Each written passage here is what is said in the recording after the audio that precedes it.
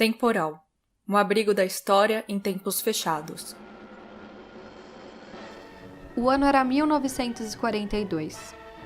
Com o objetivo de explicar a entrada dos Estados Unidos na Segunda Guerra Mundial, o governo americano reuniu filmagens que mostravam o avanço da Alemanha nazista, do Japão e da Itália frente aos aliados. O documentário chamado O Mundo em Guerra tentava mostrar como as motivações da Segunda Guerra Mundial tinham começado já no início da década de 30, muito antes da sua deflagração em 1939. Em meio ao conflito armado, os cientistas desses países também se viram frente a uma importante disputa, que definiria quem seriam os primeiros soldados a terem acesso à penicilina, um antibiótico que revolucionou a indústria farmacêutica. Porque não basta simplesmente você descobrir a vacina que seja eficaz contra a Covid-19, mas você precisa ter um sistema de produção que consiga produzir essa vacina na escala mundial que é exigida atualmente. Olá, meu nome é Gabriel Kenzo, eu sou doutorando na Universidade de São Paulo em História Social. Desde 2012, Gabriel realiza pesquisa sobre a constituição da indústria farmacêutica ao longo do século XX. Ele é autor do livro Não há cura sem anúncio, Ciência, Medicina e Propaganda em São Paulo na década de 30. Estamos no meio de junho, no meio da pandemia global, da Covid-19, e eu gostaria de fazer algumas relações entre a luta que está acontecendo agora pela descoberta de uma vacina e a descoberta e produção dos antibióticos, da penicilina, principalmente, nas décadas de 30 e 40, esse período que envolve a Segunda Guerra Mundial. Pensando em alguns pontos de contato, não em termos terapêuticos e farmacológicos, porque são medicamentos diferentes, mas pensando na questão dos usos estratégicos que podem ser feitos, e como esses usos estratégicos foram utilizados na Segunda Guerra Mundial e como eles podem vir a ser utilizados agora, nesse momento. Então, pensando em termos de geopolítica, pensando em termos de dianteira mesmo, que determinados estados vão ter sobre outros a partir da descoberta dessa terapêutica, pensando que na Segunda Guerra Mundial os antibióticos eles tinham um uso claro nas Forças Armadas, que era a recuperação dos seus soldados, e uma estratégia militar ofensiva mais eficaz por conta disso. E atualmente pensando na questão da recuperação econômica, então como que a descoberta dos países que obtiverem mais rapidamente esse acesso à vacina da Covid-19, eles vão voltar à sua normalidade com uma rapidez maior e provavelmente nos próximos anos eles vão tomar essa dianteira em relação aos outros países. Já tem alguns pesquisadores falando que os próximos 10 anos serão pautados por conta das reações e por conta das respostas que os países estão dando para esse momento da pandemia. E, além disso, também acho que tem alguns pontos de encontro entre a relação do Estado e o desenvolvimento científico, em relação ao desenvolvimento de sistemas de produção em larga escala. Porque assim como a penicilina vai inaugurar esse modelo de produção em larga escala na indústria farmacêutica, eu penso que esse novo modelo que vai precisar dar conta dessa demanda das vacinas da Covid-19 atualmente, que vai ser um modelo de produção em escala global, mas ao mesmo tempo tem essa questão da velocidade, que precisa não só atender uma demanda global, mas atender uma demanda global com uma velocidade muito alta. Esse modo de se produzir medicamentos pode ser que ele seja alterado.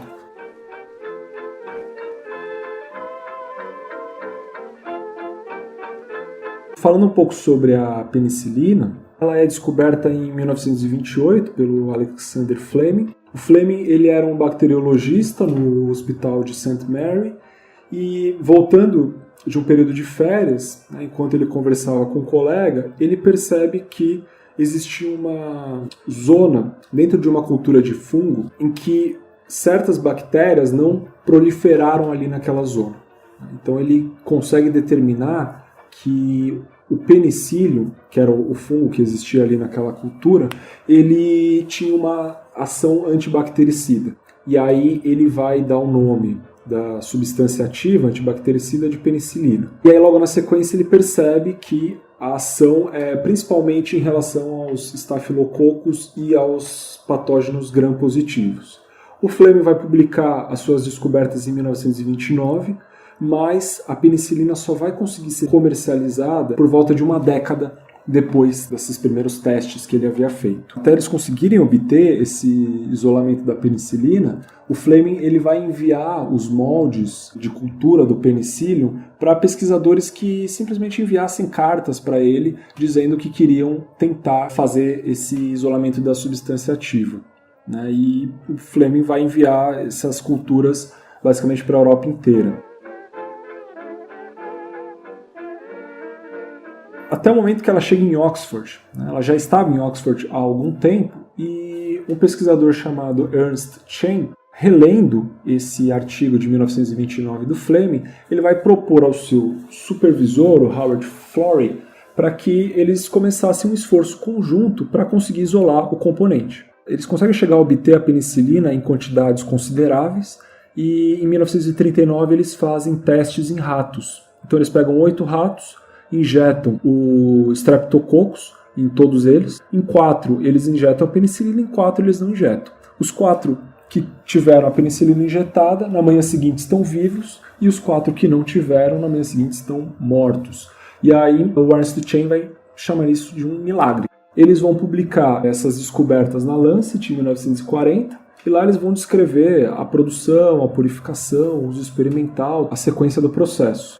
Em 1941 eles começam para a fase dos testes em seres humanos. E eles vão testar a penicilina em um policial que estava numa condição infecciosa grave, com vários abscessos espalhados pelo corpo, e eles começam a administrar as doses de penicilina e os resultados começam a ser extremamente positivos, logo 24 horas depois que eles aplicaram. Só que o problema é que eles ficam sem o estoque de penicilina, eles não têm penicilina suficiente para dar continuidade no tratamento. Então, em algumas semanas, o policial acaba morrendo. Percebendo que eles não têm uma estrutura e investimentos o suficiente para produzir a penicilina numa escala necessária, eles recorrem aos Estados Unidos, ao governo dos Estados Unidos. Por métodos de produção em massa, os Estados Unidos têm continuamente aumentado sua oferta de penicilina, a nova droga que realiza curas praticamente milagrosas.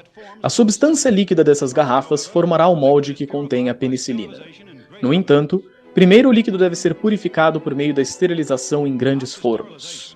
Depois da esterilização, a substância é cuidadosamente inoculada com as sementes de um molde de penicilina. O próximo passo é a incubação. Aos poucos, o molde que contém a droga preciosa se forma nas garrafas. Toda a penicilina produzida é utilizada pelas forças aliadas. O líquido carregado de penicilina é retirado das garrafas, transformado em pó e pronto para o uso.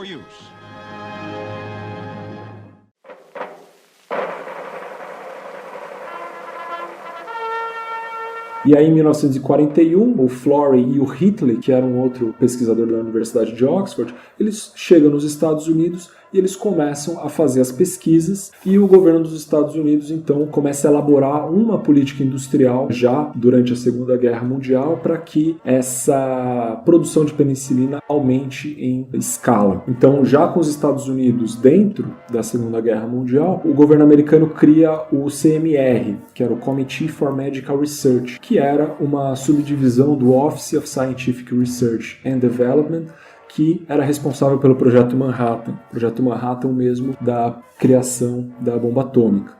Então eles contratam aí 58 laboratórios de pesquisa, acadêmicos e industriais para estudar a ação da penicilina no combate às infecções. Eles contratam também 4 empresas farmacêuticas, a Pfizer, a Lederle, a Merck e a Squibb, para desenvolver um processo mesmo de produção industrial em larga escala. E aí eles vão construir 6 fábricas, e vão contratar outras 16, oriundas aí da iniciativa privada, e vão criar uma grande planta industrial para a produção da penicilina.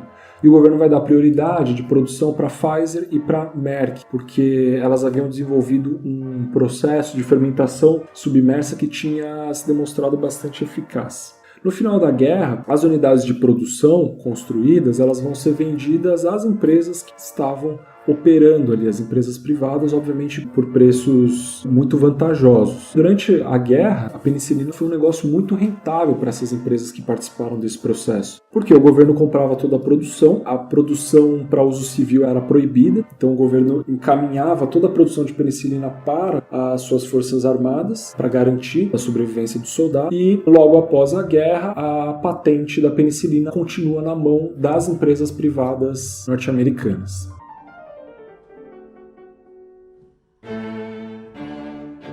Os Estados Unidos ter desenvolvido a penicilina é um fato bastante importante, não vou dizer determinante, mas é um fato bastante importante para a vitória deles na guerra, e esse movimento conjunto entre Estado e os laboratórios vai inaugurar um modelo produtivo que vai se perpetuar aí até os dias atuais. O grande medo daquela época era que os nazistas obtivessem a penicilina isolada. Então, eles começam a pressionar os países, né, ocupados. Então, a França, por exemplo, tinha o Instituto Pasteur, que teve acesso à cultura do penicillium na época em que o Fleming estava enviando as culturas para os laboratórios. Os alemães eles tiveram acesso em 1930 a essa cultura. Um médico chamado Dr. Schmidt não conseguiu transformar aquela cultura em uma terapêutica viável. Então a França vai ser pressionada pelos nazistas para que entreguem os moldes de penicillium para os nazistas. Eles entregam culturas que eles já sabiam que não produziam as quantidades suficientes. Então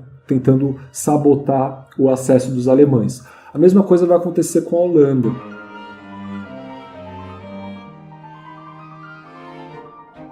A Holanda vai ser pressionada também. O principal laboratório deles, que tinha a maior coleção de fungos do mundo, o laboratório chamado CBS, que era perto de Utrecht, eles são pressionados, eles também, nesse mesmo movimento dos franceses, eles entregam uma cultura sabotada para os nazistas, e as culturas que eles tinham, que eles acreditavam que seriam eficazes, eles enviam para um outro laboratório dentro da Holanda, chamado NGISF. Esse laboratório estava numa zona mais afastada, em Delft, na Holanda, e eles começam a fazer testes secretos a partir dessa penicilina enviada. Havia uma vigilância nazista ali no laboratório, mas eles encontraram uma forma de sabotar essa vigilância quando eles descobrem que o guarda ali, ele gostava de gin, e aí todo dia eles garantem lá que o guarda tivesse a sua garrafa de gin, e durante a tarde ele apagava, ele dormia, e era o momento em que eles conseguiam fazer os testes. E aí em 1946, depois que a guerra termina, eles conseguem isolar a penicilina. Óbvio, a guerra já acabou, mas isso vai ser bastante importante, porque com o término da guerra, a patente ela está na mão dos americanos. E os holandeses, conseguindo desenvolver a penicilina a partir de uma outra espécie de fungo, que era o Penicillium baculatum,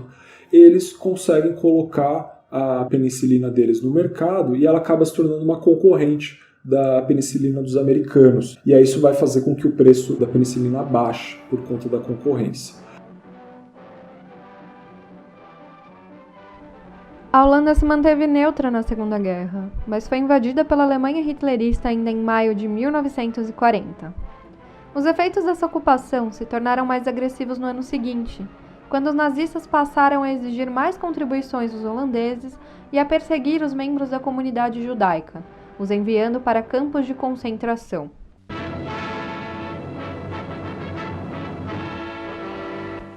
The British Second Army is hot on the heels of the enemy in southern Holland. The Nazis now have little but a toehold on the Scheldt. They are retreating west of the River Maas.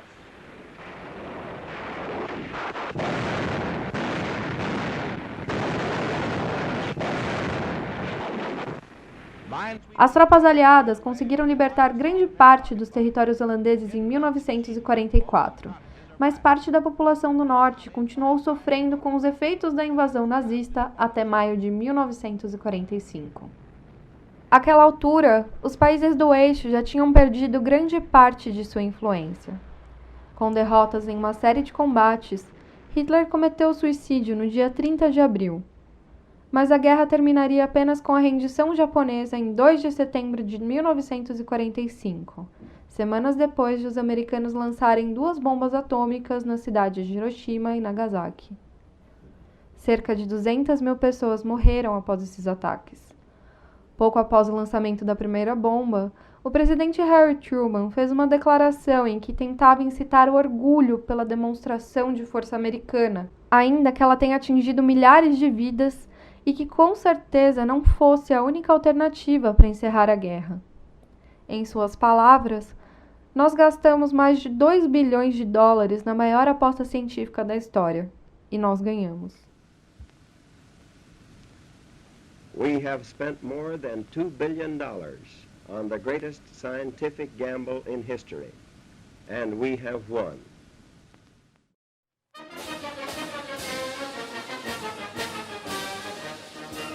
Os nazistas eles chegam a produzir penicilina em 1944, mas as forças aliadas bombardeiam as plantas industriais dos nazistas e já estava no final da guerra mesmo, então isso acaba não sendo muito determinante. Mas tanto no final da Primeira Guerra quanto no final da Segunda Guerra Mundial, a Alemanha, por perder ambas, ela tem as suas patentes quebradas, né? E aí isso vai favorecer muito a indústria farmacêutica americana, porque eles têm o parque industrial mais conservado, porque não participaram tão ativamente, né? Os conflitos não chegaram tanto no seu território como chegou no território europeu, e com a quebra dessas patentes eles conseguem ter acesso à produção desses medicamentos, pensando que a indústria farmacêutica alemã ela sempre foi muito prolífica, ela sempre esteve na dianteira da produção de fármacos. Então a indústria norte-americana ela vai sair na frente no final da Segunda Guerra Mundial.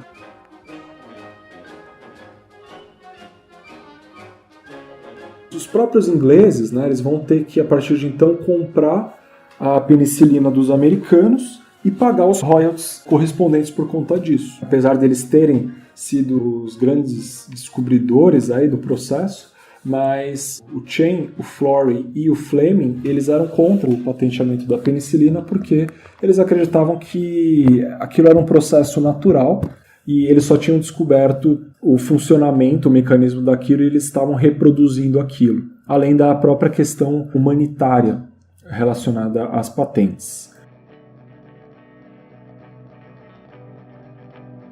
E a partir disso, né, a gente pode falar um pouco sobre o momento atual, justamente porque existe uma disputa entre os Estados Unidos e a China em relação a quem vai obter a vacina da Covid-19 primeiro. O próprio procurador-geral da Divisão de Segurança Nacional americana, John Demers, ele diz que a pesquisa biomédica americana ela tem sido assaltada pelo governo chinês, né, que os esforços deles estão sendo roubados e os chineses eles estão desenvolvendo as suas pesquisas, colocando em risco a vida dos próprios americanos. Então é interessante pensar nesse paralelo, né? Assim como hoje em dia a gente tem artigos constantemente sendo produzidos sobre o avanço dessas vacinas, esses artigos a princípio eles são públicos, né? Da mesma forma o Fleming ele publicou o seu artigo e não só publicou, como ele distribui as culturas do penicílio para os laboratórios interessados. Então isso coloca também uma questão de o que é realmente invenção de alguém, né? E o que não é uma continuidade de um processo de pesquisa.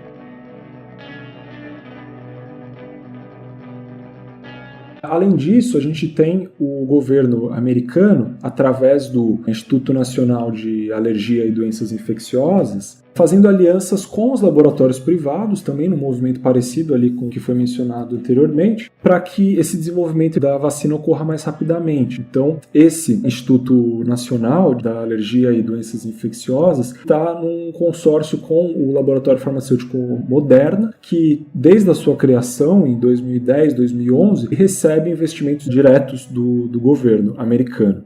A Johnson & Johnson também está recebendo, já recebeu $500 milhão de dólares do governo americano, assim como a Moderna recebeu $500 milhão de dólares também, para que essa vacina seja descoberta logo. O próprio Trump já anunciou uma operação chamada Warp Speed, que é uma operação para aceleração da descoberta dessa vacina. O objetivo dessa operação é que, em janeiro, 300 milhões de doses já estejam nos braços dos americanos. Assim como o governo indiano, que está dizendo que a vacina caso descoberta dentro do seu território, ela vai ser aplicada na sua população e depois vão ser negociadas com as outras nações, o governo norte-americano está apontando para o mesmo sentido, de que primeiro vamos imunizar o nosso país e posteriormente a gente expande para o resto do mundo.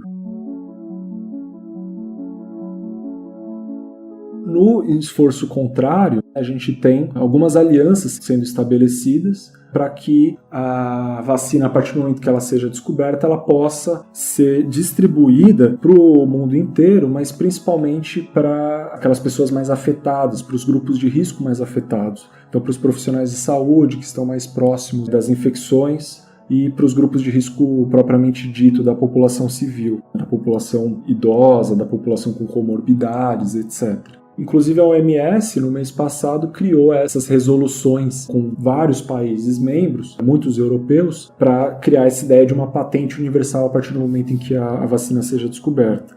E a própria Universidade de Oxford, novamente, ela está pensando na descoberta da vacina, mas na garantia do acesso também a essa vacina. E aí um pesquisador de Oxford chamado Sandy Douglas está defendendo que a única solução para esse momento seria a descoberta de várias vacinas em locais diferentes, porque isso garantiria o acesso a todas elas e um acesso mais abrangente da população mundial a essas vacinas, indo na contramão do que, por exemplo, aconteceu no final da Segunda Guerra com a questão dos antibióticos.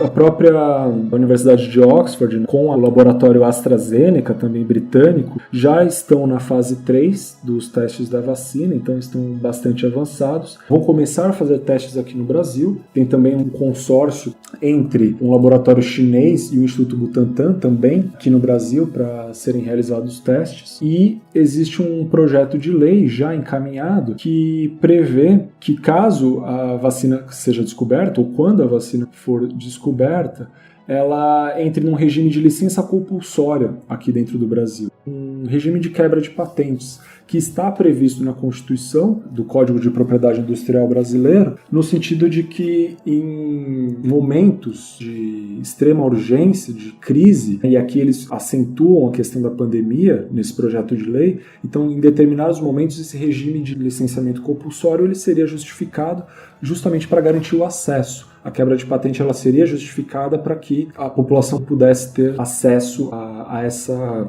cura. Então, nos encontramos nesse ponto.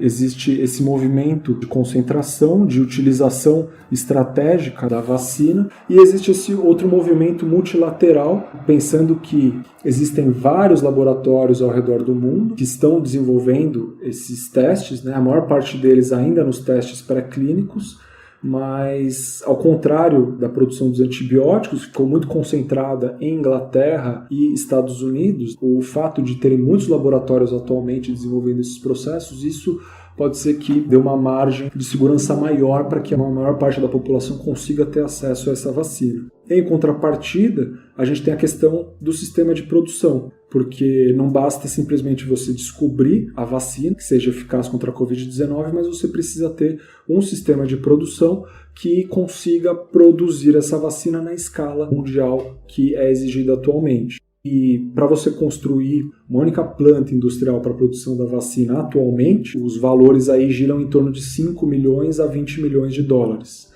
Então, novamente, entra essa questão da importância da atuação estatal e da importância de um planejamento estratégico para que não só a descoberta seja feita, mas como exista uma planta industrial já equipada para que, assim que a descoberta for feita, essa planta industrial já consiga iniciar as suas atividades. O governo americano já está fazendo isso, eles já estão criando as plantas industriais para a produção da vacina e existe um investimento muito grande, por exemplo, da Gates Foundation, a instituição do Bill Gates, no sentido de já preparar esse sistema produtivo. Inclusive, eles estão com alguns problemas em relação a vidros para armazenar as vacinas, né? Porque é uma logística tão gigantesca que uma coisa que parece tão banal ela acaba tendo um efeito grande aí nesse processo de cálculo da produção de todo esse equipamento.